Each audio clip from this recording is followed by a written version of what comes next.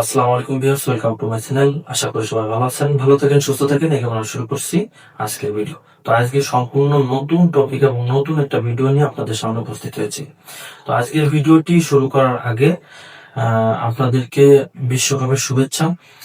ইতিপূর্বে আপনারা অনেক খেলাই অতিবাহিত হয়ে গেছে, এ সম্পর্কে কোনো ভিডিও বানায়নি, তা ভাবলাম আজকে একটা ভিডিও বানাই। তো সত্য কথা বলতে কি, আর্জেন্টিনা ব্রাজিল, আমাদের এই বাংলাদেশের সব থেকে বেশি সাপোর্টার হচ্ছে আর্জেন্টিনা এবং ব্রাজিলের। এবং এই ব্রাজিল আর্জেন্টিনা সাপোর্টার নিয়ে একে অপরের ভিতরে তর্কাতর্কি হয়ে লাস্ট ফিনিশিং পর্যন্ত মারামারি হয়ে যায়। তা আসলে মানে আমরা মুসলিম কান্ট্রি, দেখেন তারা কিন্তু এই যে এখানে ট্যাটু করে মানে চোখ আঁকিয়ে রাখে। মেসিরও দেখবেন চোখ আছে, নেইমারেরও চোখ আছে। তো এরা হচ্ছে পুরো মানে দাজ্জালের অনুসারী, ঠিক আছে। তা এরা হচ্ছে মানে বেধর্মী। আর এদের জন্য আমরা মুসলমানরা একজন আর একজনের সাথে মারামারি পর্যন্ত, তর্কাতর্কি করে মারামারি পর্যন্ত করে ফেলতেছি। আদৌকে এটা আমাদের সঠিক? এক মুসলমান হয়ে আর এক মুসলমানের সাথে এই তর্কাতর্কি মারামারি জড়িয়ে যাচ্ছি, তাও দাজ্জালের অনুসারীদের জন্য। তা আমি আসলে একজন বিবেকবান মানুষ হয়ে, আমি একজন ইসলাম ধর্মের মানুষ হয়ে, মানে ইসলাম ধর্মের মানুষ বলে না, সর্বোপরি মানুষ হয়ে, এটাও বাদ দিলাম, সর্বোপরি মানুষ হয়ে কেন আহ কোথায় খেলা হচ্ছে আর্জেন্টিনা ব্রাজিলের, আর তাদের বিষয় নিয়ে তাদের জন্য আমি আমার ভাইয়ের সাথে, আমি আমার জাতি ভাইয়ের সাথে, আমি আমার দেশের ভাইয়ের সাথে তর্কাতর্কি করে মারামারি করতেছি, এটা কি আমার ঠিক হচ্ছে? আমি জানি না এটা কতটুকু ঠিক, আপনারা বিচার বিশ্লেষণ করবেন। তো দেখেন, ওই যে ব্রাজিল একবার জার্মানির সাথে 7টা গোল খাইছিল, ঠিক আছে। তো ওইখানে নিয়ে অনেক রকমের ট্রল, আর্জেন্টিনা ব্রাজিলটা 7 আপ করে মানে ট্রল করে, আবার ব্রাজিল আর্জেন্টিনাকে ট্রল করে হাত দিয়ে গোল দেওয়ার বিষয়ে, ম্যারাডোনা যে হাত দিয়ে গোল দিছিল সেই বিষয়ে মানে ট্রল করে। তো এই যে যে মানে বিষয়গুলো কবে খেলছে তারা, সেই সব বিষয়ে ঢোল পিটাই আমরা।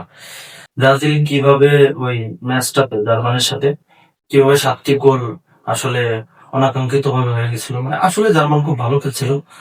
কারণ দেখেন তখন কিন্তু নেইমার চোটের কারণে বিশ্বকাপ থেকে ছিটকে গিয়েছিল, নেইমার আর বিশ্বকাপ খেলতে পারছিল না।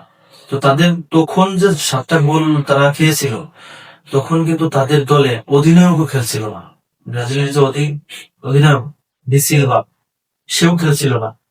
আরো অনেক অনেক প্লেয়ার, অনেকেই খেলছিল না। একদম দুর্বল টিম নিয়ে ব্রাজিল জার্মানির সাথে নামছিল, সেখানে 7টি গোল তারা হজম করতে হয়েছিল। এটা খুবই দুঃখজনক একটা ব্যাপার। তো দেখেন, তাদের যে টিমের তারকা প্লেয়ার গুলো, সেই তারকা প্লেয়ার গুলোই ওই টিমে ছিল না। এই জন্য দুর্বল টিম হয়ে গেছিল, যার কারণে ব্রাজিল এই 7টা গোল তাদের হজম করতে হয়েছিল। আচ্ছা, এখন আর্জেন্টিনা যারা আছেন, তারা যে ব্রাজিলকে এভাবে ট্রল করেন, আপনারাও কিন্তু এই ধরনের বিপদ আপদে পড়ছেন। 36 বছর ধরে আপনারা কিন্তু কোনো কাপ পাননি, ঠিক আছে, পাননি কিন্তু। আমি কিন্তু কোনো দলের সাপোর্টার হয়ে বলতেছি না, ঠিক আছে। এখন আহ আপনার আর্জেন্টিনার কথা বলি। আর্জেন্টিনা যদি মেসি ম্যাচ থেকে ছিটকে যায়, তাহলে একদম আর্জেন্টিনা দুর্বল হয়ে যাবে। আর্জেন্টিনার সেরকম শক্তিধর প্লেয়ার এক মেসি ছাড়া আর কিন্তু নেই। আমি বলছি না যে শক্তিধর প্লেয়ার না, তারা এখন র্যাঙ্কিং এ 1 নম্বরে। তো তারা যদি মেসি ছিটকে যায়, মানসিক ভাবে একবারে দুর্বল হয়ে পড়ে। আর মেসির ভরসায় কিন্তু সব প্লেয়াররা চাঙ্গা হয়ে খেলে, ঠিক আছে। এই মেসি, তার বয়স প্রায় 40 বছর, এখনো সে বিশ্বকাপ খেলতেছে। হয়তো এই বিশ্বকাপই তার শেষ বিশ্বকাপ, আর তাকে আপনারা দেখতে পারবেন না।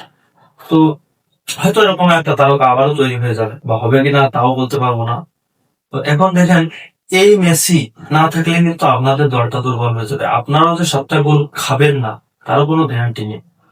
তো আপনারা ওই দিক থেকে চিন্তা করবেন যে ব্রাজিল টিমের শক্তিশালী প্লেয়ার গুলো তখন খেলছিল না বিধায় এরকমের একটা দুঃসময় তাদের গেছে, এরকম একটা খারাপ সময় তারা অতিবাহিত করছে।